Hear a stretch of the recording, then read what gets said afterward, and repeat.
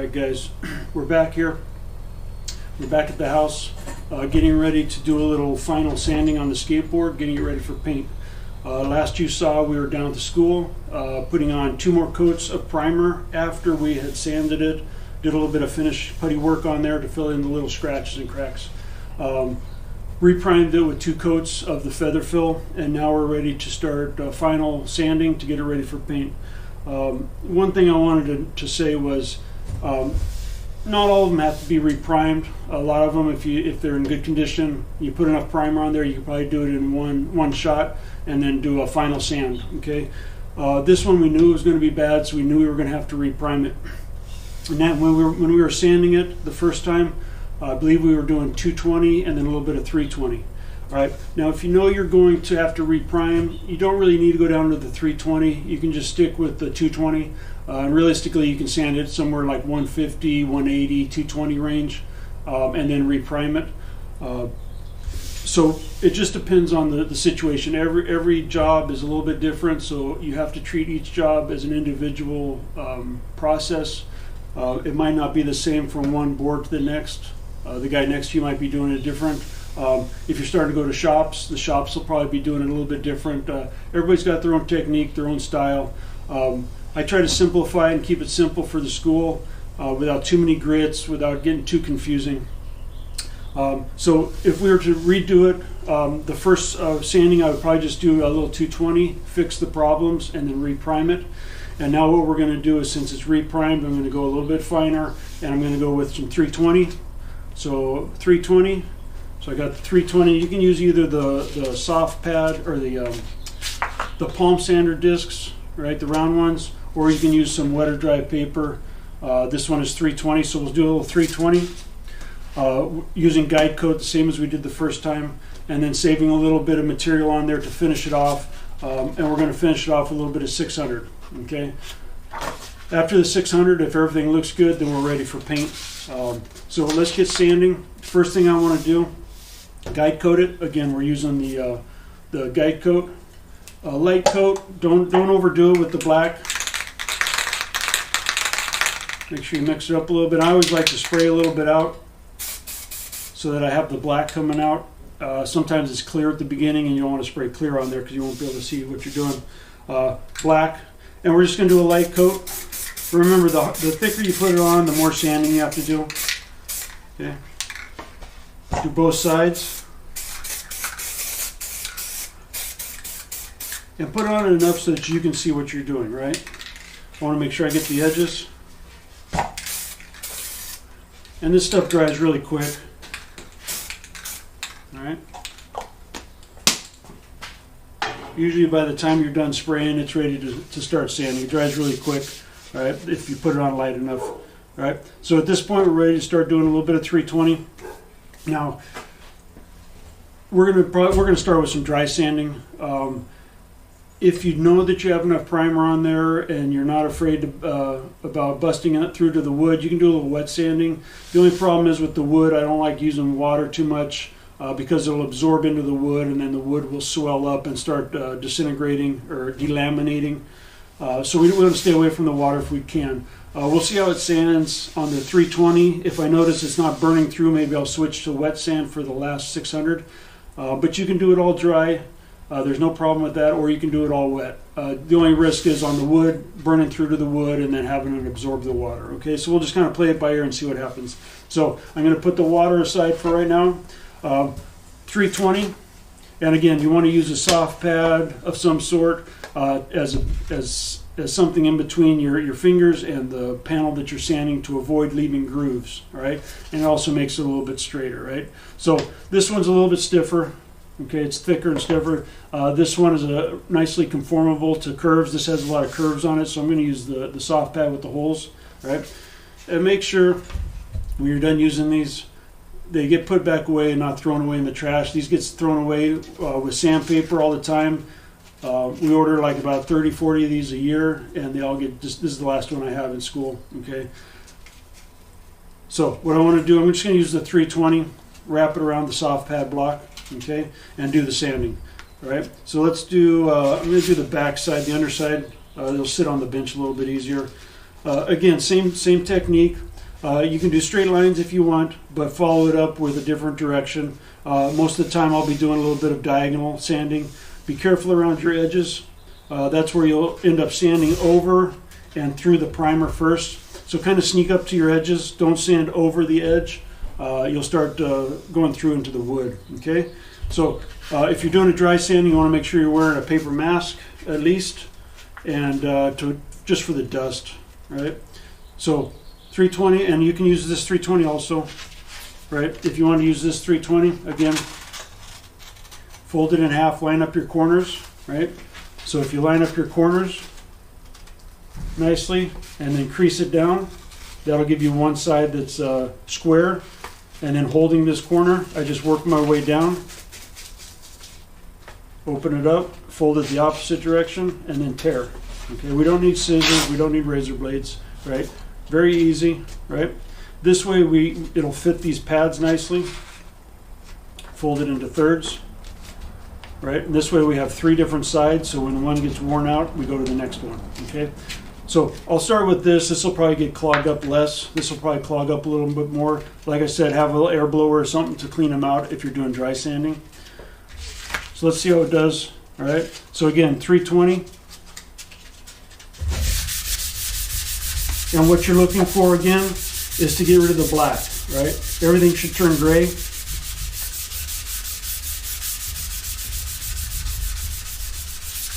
Sanding pretty decent.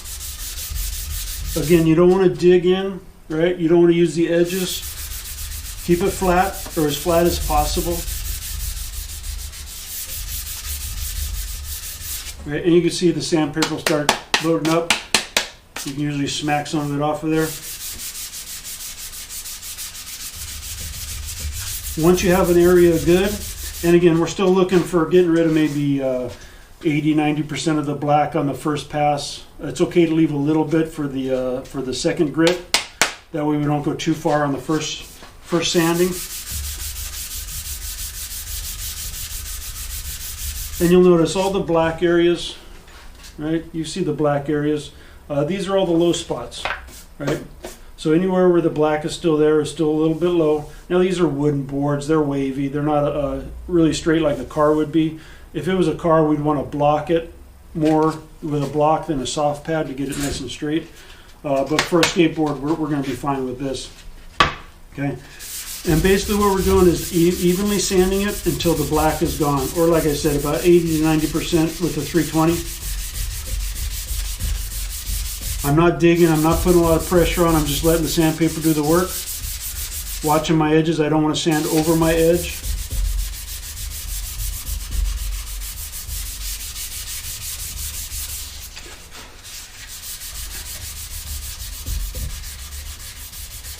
And you might want to keep an air blower handy if you need to blow things off just for the dust. So if you want to keep an air blower handy, it'll clean out your sandpaper also, right?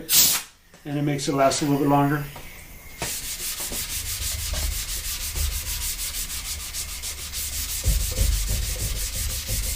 So the more time, the more attention you put in at this stage, the better your final product is going to be, okay?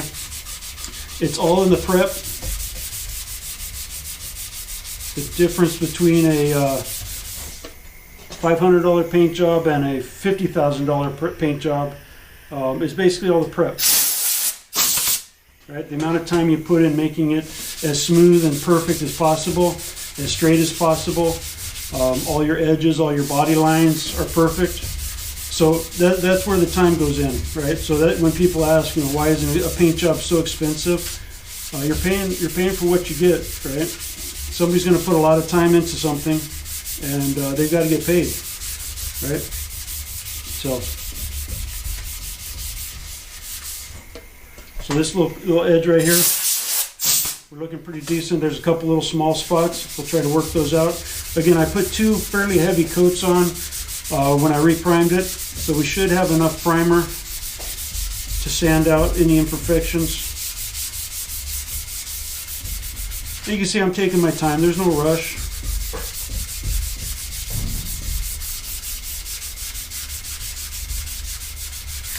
Okay. So we're looking pretty decent.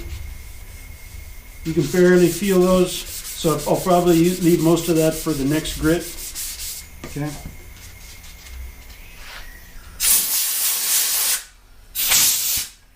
And we just carry on, okay, and keep going. When the sandpaper stops cutting, you'll notice it's not doing a lot. Switch out paper. Let's try this other one. Let's try this one. See how it works. If it cuts any different or clogs up anymore.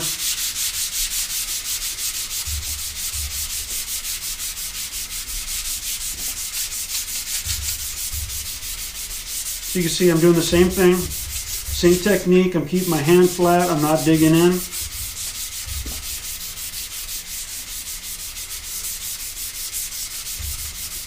Pretty decent. Again, I'm just blowing out the sandpaper. You don't have to do this if you're wet sanding. When you're wet sanding, the water helps keep all the sanding dust washed away. When you're dry sanding is the only time you have to worry about it clogging up the paper typically. Or if you're sanding something too soon, if the material is too soft, it'll clog up your paper. So I'm just switching sides, right, to get a fresh piece. And this seems to be cutting a little bit quicker. Now I'm noticing one problem. I've already run into a little bit of bare wood. Let me sand around it and I'll show you.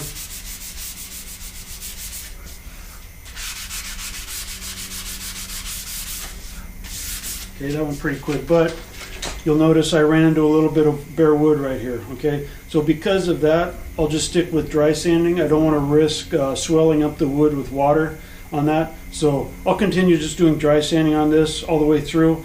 If we had done it without busting through to the substrate, the wood, we could probably get away with doing a little bit of wet sanding. But for now, we'll just finish it off with dry. I'll probably stick with this paper. It seems to be cutting pretty quick. So I'll start hitting the main body.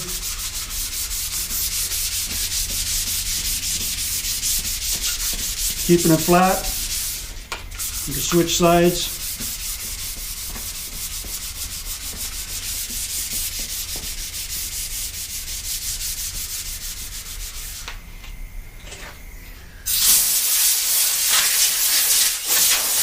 And dry sanding is messy, so you want to make sure that you're not afraid to get a little dusty. Make sure you're wearing a paper mask to keep you from breathing in the dust.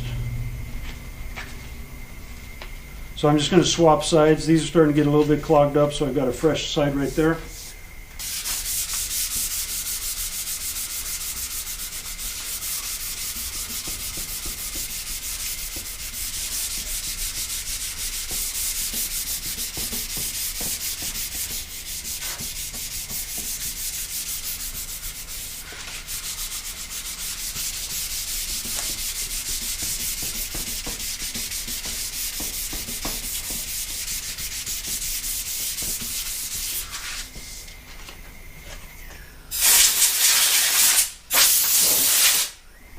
So we're looking decent, right? You can still kind of see the progress. Trying to get rid of all the black. Go nice and easy. No rush. This is not the time to be doing shortcuts because it will show through on your final product.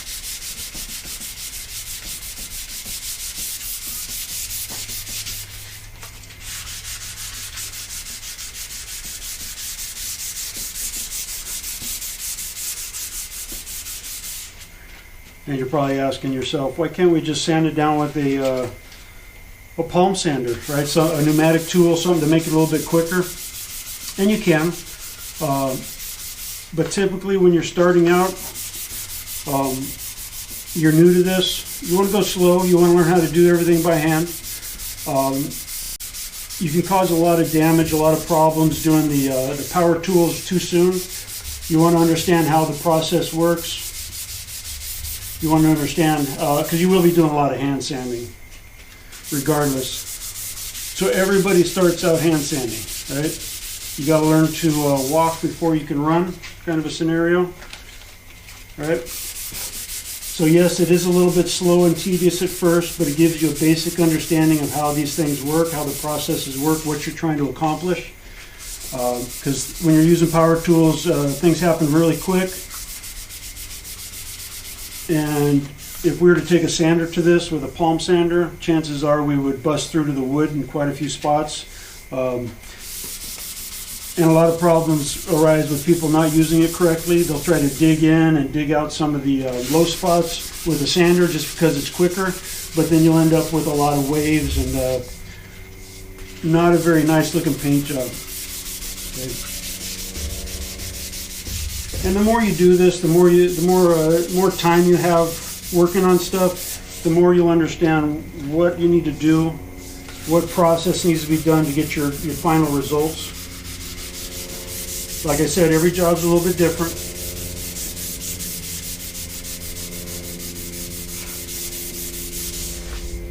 Okay, so we're looking pretty decent.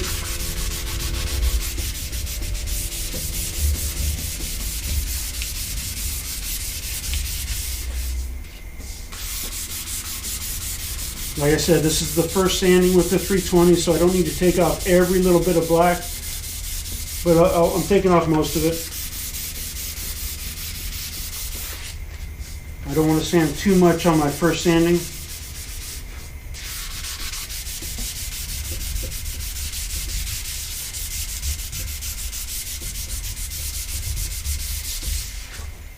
Patience is probably one of the hardest things to learn in this industry, because you want to get everything done as quick as possible, but you also want to do it as nice as you can. So things take time. Be patient. All right. So let's see how that looks right there. I'm going to blow it off.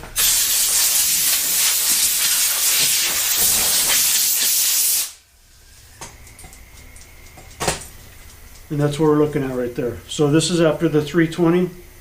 Okay, 320. Again, a little bit of wood burned through there. Still got like a couple little spots of black, but nothing major. That'll sand out. Little spot right there.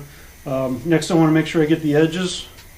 So with the edges, like I said, you can just use this piece of sandpaper. You don't have to have a pad, just because there's really not much chance of it getting too wavy, right? So just a piece of sandpaper wrapped around. Don't spend too much time on the edges because you will burn through to the wood pretty quickly. You typically have a little bit less material on your edges because usually you're focused on the main part when you're priming. A lot of people forget to do the edges.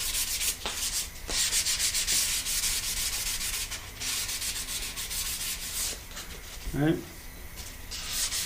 looking good.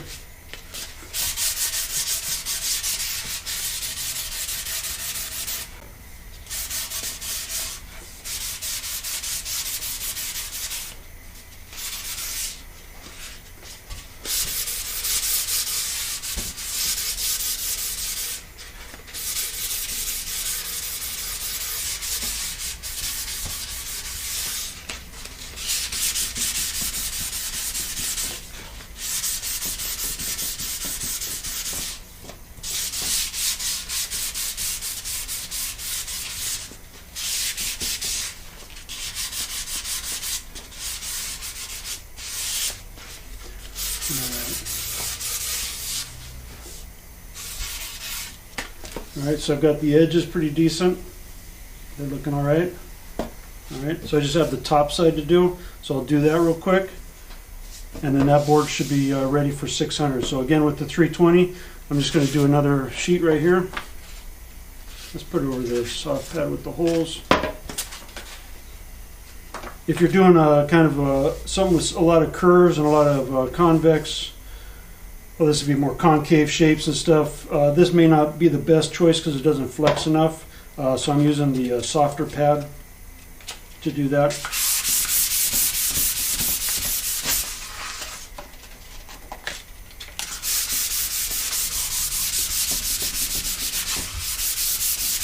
So one of the hard things is to get the sandpaper to stay on there. So sometimes you got to kind of wrap it over to the other side a little bit to hold it down. But you'll get it. Just have to find what works best for you.